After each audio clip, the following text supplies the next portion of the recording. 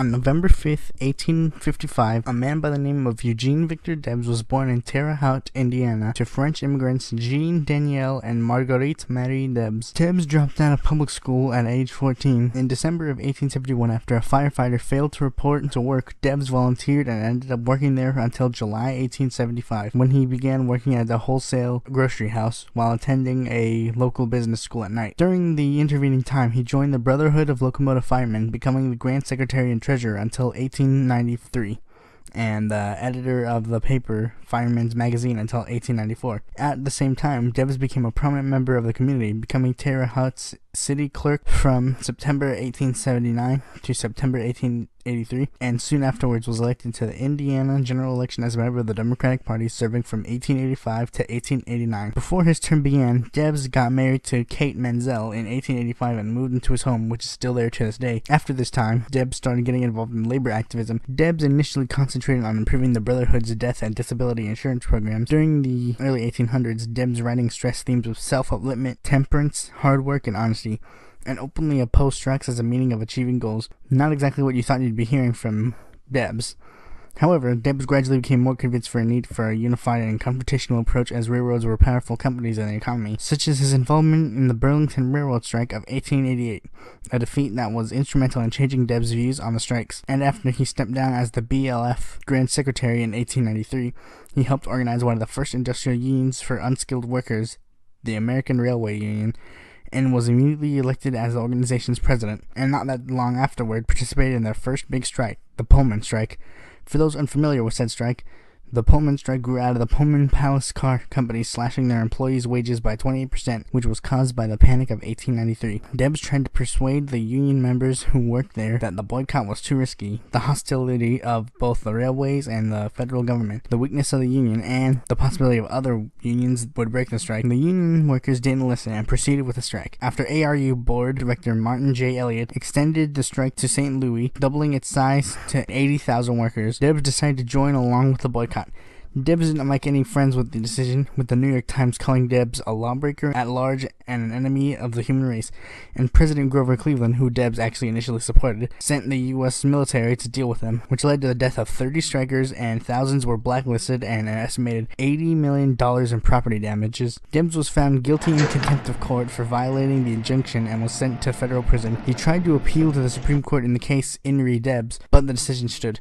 While serving his 6-month term in jail at Woodstock, Illinois, Debs and other ARU members started receiving letters from socialists all across America. Debs himself was visited by Milwaukee socialist newspaper editor Victor L. Berger, who even left Debs a copy of Das Kapital. After Debs was released from jail, he started his socialist political career, much to the dismay of his wife, who liked him better more as a classical liberal-type Democrat rather than a social democrat/socialist. In 1897, Debs persuaded the American Railway Union members to join with the Brotherhood of the Cooperative Commonwealth, a small socialist colony in Washington, to create the Social Democracy of America, a short-lived political party that had a platform of democratic socialism and utopian socialism. It had the ultimate goal of establishing America as a socialist society. It disbanded and later reformed as the Social Democratic Party of America, which had a platform of democratic socialism. In 1900, Debs decided that he would throw his hat in the ring and run for the presidency, selecting John Harriman, ordained minister and later became an agnostic, his running mate. They managed to get 0.63% of the popular vote, coming forth following the Democrats, Republicans, and Prohibitionists. However, on July 28th of 1901, the Social Democratic Party of America sadly disbanded. Then on July 29th, Eugene Debs founded the Socialist Party of America, which had a platform of multi-tendency, which was a coalition between many left-wing ideologies, social democracy, pacifism, and democratic socialism. Debs attempted another run for the presidency in 1904, this time with Benjamin Hanford as his running mate. Debs managed to get 2.98% of the popular vote, this time thanks to some of the help from dissatisfied voters of the People's Party, better known as the Populist Party. 1 year later, on June 27th, 1905, Debs and a couple of other left-wing leaders such as Daniel De Leon, a Marxist Theoretician, and labor union leader William D. Haywood joined a convention of 200 radical trade unionists, Marxists, socialists, and anarchists to create the IWW, or the Industrial Workers of the World, which had many prominent members, better known as Wobblies, such as libertarian socialist philosopher Noam Chomsky and prominent left-wing author Helen Keller. Debs made another reluctant run for the presidency in 1908, hoping instead that Bill Haywood, a more radical socialist who was acquitted for the murder of 4th Governor of Idaho, Frank Stuthenberger. But as the Socialist Party was fracturing between the more moderate Social Democrats and more radical members of the party, Debs was seen as the only one who could unite the party. Ben Hanford was chosen again to be his running mate, and by election day they managed to gain 2.83% of the popular vote. But the 1912 election was when he truly shined. The election was rife with drama as it is, Taft and Roosevelt acting as bitter enemies, William Jennings Bryan endorsing a Bourbon Democrat, and Debs, of course, joining in the fray. Debs attacking, quote, Injunction Bill Taft, and criticizing Teddy Roosevelt as, quote, a charlatan, mountebank, and fraud, and his progressive promises and pledges as the mouthings of a low and utterly unprincipled self-seeker and demagogue, and insists that the three larger parties were all funded by trusts, whereas his campaign only had $66,000. Emile Sedil, a socialist mayor from Milwaukee, was selected as his running mate, and some more controversy arose when many labor unions and labor activists decided to endorse Woodrow Wilson rather than the guy who was at the forefront of the labor union movement since the beginning, probably due to the endorsement from William Jennings Bryan. Debs managed to get 5.99% of the popular vote, winning 4 counties nationwide with an all-time high for any Socialist Party ticket in the United States. As 1916 quickly approached, Debs opted to run for Congress in Indiana's 5th Congressional District rather than the presidency, making way for Allen L. Benson to take his place as a Socialist Party candidate. And when I do a video about the Socialist Party candidates, I'll go more in depth about him there. Despite this, 33 people wrote him in, giving him 0.43% of the votes in the primary. As for his congressional run, Debs managed to acquire 17.17% of the popular vote and 3rd place overall. Not as good as his old friend Victor L. Berger, who served in Congress from 1911 to 1913, or Mayor London, who served from 1915 to 1919, but rather impressive for the Socialist Party. However, bad news soon hit Debs hard in 1918. After the U.S. became involved in World War I, President Woodrow Wilson introduced the Sedition Act of 1918, which sought to punish anyone who spoke against Woodrow Wilson or the U.S. involvement in the war to end all wars. Debs, who was an avid pacifist, made many speeches speaking out against the U.S.'s involvement in the war, making a large speech on June 16th of that year in Canton, Ohio. While not explicitly criticizing Wilson, the war, or the draft, he made strong implied negative things about all three. And on June 30th, Debs was arrested and charged with 10 counts of sedition. His trial called no witnesses, instead asking if Debs could speak directly to the court. An unheard of request that was granted, and Debs proceeded to speak for 2 hours.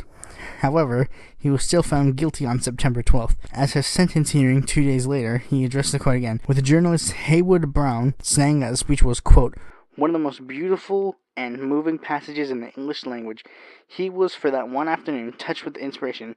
If anyone told me that tongues of fire danced upon his shoulders as he spoke, I would have believed it. However, despite his eloquence and the obvious violation of Debs' First Amendment rights, Debs was sentenced on November 18, 1918 to 10 years in prison and was disenfranchised for life. He attempted to appeal to the Supreme Court on the grounds that he did not explicitly say anything about World War I, and the speech talked more about socialism, but the Supreme Court unanimously decided against Debs. Debs went to prison on April 13, 1919, but on May 1st, 1919, a group of Unionists, Socialists, Anarchists, and Communists led by Charles Emile Ruthenberger, who would later create the Communist Party of the United States, led protests which would eventually lead to the May Day riots of 1919, which had the unintended consequences of 2 deaths, 40-plus injuries, the arrest of 116 protesters, including C.E. Ruthenberg, and the first Red Scare. However, while the Supreme Court said that Debs could never vote again, they did not say that he couldn't run again, and that's exactly what he did. In 1920, Debs ran for the presidency from his jail cell, even running under the name Convict Number 9653. He even wrote a series of columns deeply critical of the United States prison system. Civil liberties lawyer Seymour Stedman was chosen to be his running mate. Debs got 3.41% of the popular vote, and while it was the highest amount of votes cast for the Socialist Party candidate, it was not the highest percentage as we saw in 1912. During his time there was a debate in the Wilson administration with Attorney General Alexander Mitchell Palmer proposing a pardon multiple times during the latter years of the Wilson administration, citing public opinion and Debs' deteriorating health, but being rejected multiple times, with Wilson explaining his position as, quote, while the flower of the American youth was pouring out its citizens to vindicate the cause of the civilization, this man, Debs, stood behind the lines, snapping at the attack and denouncing them. This man was a traitor to his country, and he will never be pardoned during my administration. Well, Wilson wasn't wrong, because on December 23rd of 1921, newly elected President Warren G. Harding commuted Debs' sentence to time served effective Christmas Day. Though it wasn't a full pardon, Debs was a free man. Harding explained his position as follows. "There is no question of his guilt. He is by no means a rabid, outspoken in his expressions as many others, but for this, his prominence and the very result by far-reaching efforts, very probable might not have received the sentence he did. He's an old man, not strong physically. He's a man of much personal charm and impressive personality, which qualifications make him a dangerous man, calculated to mislead the unthinking and affordable excuses for those with criminal intent." Debs was greeted with roars of cheers as he left and even got to meet President Harding face to face. After that, he chose not to become a future candidate, but rather was elected to be the Socialist Party chairman and endorsed Robert M. La Follette Sr. of the Second Progressive Party in 1924. Debs was even nominated for the Nobel Peace Prize by Carl H. Wick that same year, due to his peace activism in World War I. However, his time in prison took a major toll on his health, and in late 1926, he was admitted to Lindar Sanatorium in Elmhurst, Illinois, due to heart problems, and sadly, on October 20th, 1926, Debs died of heart failure at age 70, and his body was cremated and buried in Highland Lawns Cemetery in his hometown of Terre Haute, Indiana. Eugene V. Debs is considered an inspiration to the American left, even to the point that in the 2004 Green Party National Convention and the 2008 Liberty Union Party Convention, both had one delegate decide to vote for him, and I myself consider him a personal hero of mine, as Debs was a very charismatic orator, using words and phrases that people understood, and was fierce in his convictions. He was also a kind individual to his friends and associates. He stood up for what he believed in, even when it sent him to prison. And even then, he didn't stop fighting for his beliefs. While he led his parties and unions well, he also didn't let his supporters just follow him blindly, like a new messiah, as evident in the quote which I am going to end the episode on. "I am not a labor leader. I do not want you to follow me or anyone else. If you are looking for a Moses to lead you out on this capitalist wilderness, you will stay right where you are. I would not lead you into the promised land if I could, because if I led you in, someone else could lead you out. You must use your heads as well as your hands and get yourself out of the present condition." Words to live by, Eugene. Thanks for watching this video. Be sure to like, comment, and subscribe to be notified when a future video of mine comes out. And if you're interested in political topics such as this, you can follow me on Twitter, go to my website, follow me on Quora, and if you're interested, leave a question, comment, or concern if you're interested in discussing more about Debs or any other political figure.